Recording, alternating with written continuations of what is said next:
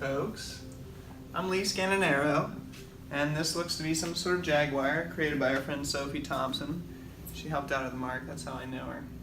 It's great to see you all on this beautiful Monday morning. We're here at Allegheny College campus, and we're going to check out one of their cool features that's coming up. So Raven, can you tell us a little bit about this artist, maybe even this piece, whatever you want to tell us? Okay, so our artist for this show, her name is Chantal Zakari. She's an artist and an academic. She's an educator at Tufts University. So for this show, she's very interested in how institutions of higher learning have adopted a strategic plan which kind of makes more of a corporate feel to things. So for this piece specifically, for example, so she uses banners and pendants, which are common for classic academic. And she adds some clip art to it and kind of skews it around and uses corporate nomenclature to kind of make for something that is at first sight very recognizable, but then as you look closer, it kind of skews things around. And this looks like Latin to me, which I knew someone who spoke Latin, and it always sounded like he was talking to the devil. Yeah, so I took Latin in high school. Did it sound like you were talking to the devil? Yeah. And it's actually ironic because we learned a lot of prayers, and it does sound like you were talking. So these guys are just standing here. Do we want to say anything else about this space? Well, there's an event going on tomorrow, right? Mm-hmm. And can you tell us that? So that's this show space right here. Yep. Yeah. So tomorrow night is our opening reception for the show, Strategic Planning. It will be from 7 to 9, and Chantal will be here to explain further her pieces because she's the one who made them. And there will be hors d'oeuvres, wine, drinks. We're talking cookies. We're talking cookies. Chips. No. Maybe not. Maybe not chips. I'm betting there's going to be some celery and tomatoes. Yes, nice fancy caramel rice cheese. cake. And caramel rice cakes. We're I'm here. going to bring some caramel rice cakes. Oh. You did. What is this desk? It's like, they just kept going. Be like-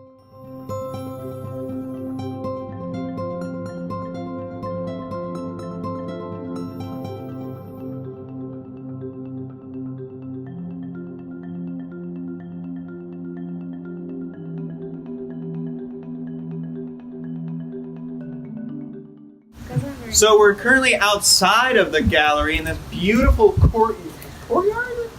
Sculpture garden Yeah. with the gallery director. Hi, I'm Paula Burley. I'm the gallery director. That's Paula. Hi, Paula. Hey. Hi. I'm Dan.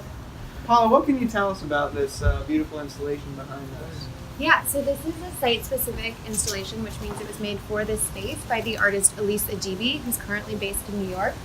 The work is called The Outermost Painting. It's been on view for about a month now, and it will continue to be here through the end of semester, so mid-December. Do you know Elisa?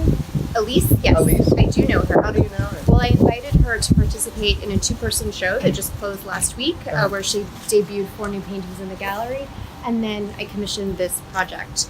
And so we had a long dialogue about what kind of work could take place out here and be on view for a long-term period. Elisa previously had a one-person show at the Frick in Pittsburgh where she exhibited paintings in their greenhouse. So she's really interested in what happens to work when you take it out of the kind of rigidly controlled environment of a gallery where the climate is controlled, there's no humidity, it's pristine, and you put it into places like a greenhouse. And this seemed like a natural extension of that. So here it's totally unprotected.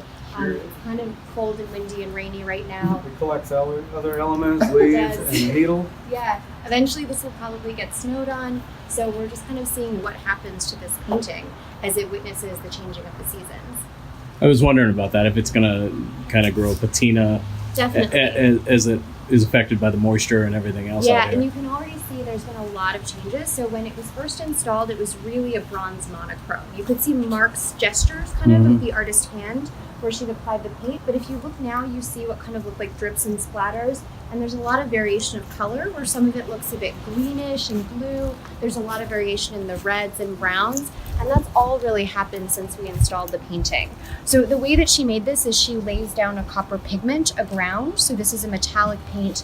And then she actually sprays with a spray bottle her own urine onto the painting. And so that's going to start the oxidation process. Yeah. But then she covered that layer with another layer of bronze. So that's where you get that monochrome. So what's happening as this is out here is the surface is corroding and revealing some of that urine oxidized layer beneath, and also all kinds of new surface events are happening.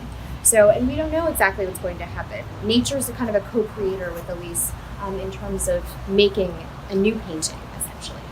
That's like the sidewalk outside of my house. What? Everyone sprays their urine.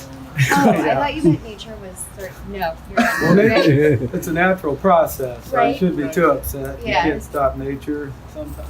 Right, Yeah. right. So I think that often when we think about art, we think of it as being timeless and permanent and unchanging, which is usually what museums and galleries are meant to do, preserve things in perpetuity. But this is made of stuff of the body. It's made of urine, and like us, it's vulnerable and it's subject to change. And so we're watching those change happen every day, which is fun. Yeah. Is it just the painting, or is So this it's part not of just it? the painting, it's a whole installation. Okay. So it is installed in this structure that we call a pavilion, which kind of echoes the really modernist, austere architecture of the building. So it looks a bit like the building. You can kind of see the landscape through it. There's this transparency, so it's really meant to interface with its environment. Got some good smelling, I think. Yeah, it's really aromatic. So we got a lot of herbs and some lettuces. Kirsten Martin, who's on faculty here, with her small scale agriculture class, they grew lettuces for us, which we put in here as a way of inviting local bunnies and or other creatures to come and enjoy the art just as people do. And then we also got these wonderful herbs and flowers from Scotland Yard Nursery. And so it's really aromatic. Elise often uses plant-based essential oil. It's not in this painting, but in others. So she's really interested in making paintings of organic materials that are made of the stuff of us, the stuff of plants. And here the plants become kind of part of that dialogue. They will die over the course of the installation because they'll be out here until December. So again, this is a work of art that is durational, and like us, it's time-bound. It has mortality. It's pretty cool. So Jason's giving me the finger. The wrap-up one, not the middle one. Maybe we could kind of tell people how to find this place. That would be great. If they don't know how. Yeah. So if you're, I'm gonna do this again. If you're driving up Highland, Yeah. Highland Avenue runs like parallel to North Main Street. Or if you come up Randolph Street, at East Street, boom, and then just go and then turn left and just bounce all the way up. Yeah, you go up the hill taking Highland, and then you'll see the campus center on your left, and the gallery is in a building adjacent to the campus center on the first floor. You'll see the Wise Fitness Center on your right. You can park and you just, we're in Doan Hall on the first floor, but again, it's adjacent to the campus center, first floor. If you know that gator statue, Right. that's very close to us. We're right around the corner from the gator emerging from the bushes. If you've ever come here for a concert, it's in that same building where the Yeah. big Schaefer Auditorium is. A dance recital, Yes, band competition. you name it. Yeah. Jeff Corwin. I Jeff think. Corwin experience. Yeah, the Came Jeff here for Corwin that. experience. Summer programs. Yeah, for sure. Yeah. Probably B-ball camp. everybody should be here at one point. 'Cause it's super nice. Imagine a big, beautiful public park. That's this place here. Great. And we have our reception from 7 to 9 tomorrow, and they are free and open to the public, and we have artist talks, and they're really fun. So we would love it if you would join us. Awesome. And we'll see you on the town, Meadville. Thanks.